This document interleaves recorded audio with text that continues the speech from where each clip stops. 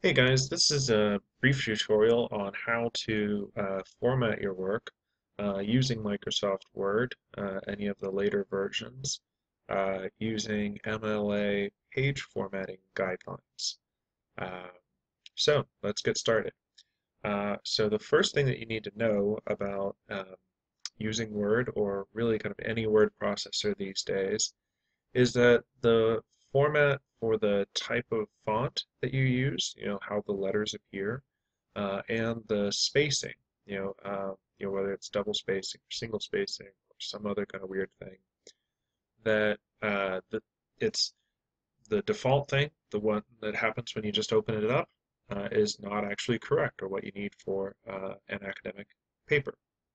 So let's change that. Mostly it's has to do with font and spacing, which we take care of in paragraph. Let's start with font first. The standard font for academic papers is Times New Roman. Because I use it all the time, it's right there.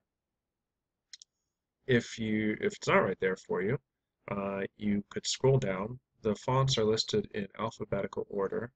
Look at that Goody Stout. That sounds fun. Um, but would not be appropriate for a paper. So Times New Roman. There we go. And you want it to be 12 point size. Okay. Um, and then you can actually make it so that that is the default by clicking. Um, if you saw this sort of like little square button thing here, if you click default, that'll make it so that anytime you do open your Microsoft Word, it will be 12 point Times New Roman. So you can do that. And then paragraph. You can adjust, an easy way to adjust spacing is here. You can just select double, but that doesn't actually change everything that you need. So if I'm hitting Control A so that everything's selected. Um, you'll notice here that the default actually is the spacing says 0 before 0 after 10 point. You want to change that after 10 point to 0 because otherwise uh, uh, Word inserts a little extra space every time you hit the Enter key, so it makes your paper look longer than it really is, which you might think is good, but your professors will see like, well, that's okay, so I asked for 4 pages, and it's just barely 4 pages. But you've got this formatting thing that's weird, so it's not really the minimum length. So it's better for you to see how much work you actually have. And then change line spacing. It's usually something like exactly or multiple, and then some weird number over here. Just change it to straight up double. And then that's that. And again, you can click the default button here, and that'll make it so that whenever you open Word, it's always exactly double spaced, correctly double spaced.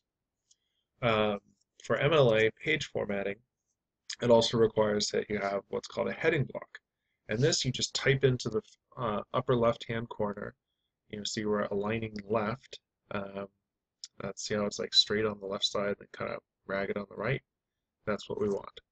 So what you have is you start with the first line is student uh, name. So if your name was, um, I don't know, Eric Schlosser, say he was a student, there you go. That would be the first name. And then the second line is the professor. So in this case, the Professor Degnan. The third line is the class. So this would be English, say 1A. And then the last line would be the date, and the date has the number first. So it would be on the day that I'm making this, it's 4 March 2015. It's in that format. The number day, spelled out month, and then the year, 4-digit year. Um, there's actually a pretty good reason for that, but I'll go into that some other time. Then, on the very next line, you click the center alignment, and then you've got your clever title. So the clever title for this one, say we're writing an essay about fast food or about meat packing workers. And how dangerous their job is. And so my title might be meat packers in peril. Meat packers in danger. Hit the Enter key. The very next line that you've got, click the left line button, and there we go. Hit the Tab key. It's because you're going to be starting a new paragraph, and that's the one that's on the left side of your keyboard. It looks like it's two arrows pointing in different directions. So you hit the Tab key, and there you go. And then you start writing the paragraph.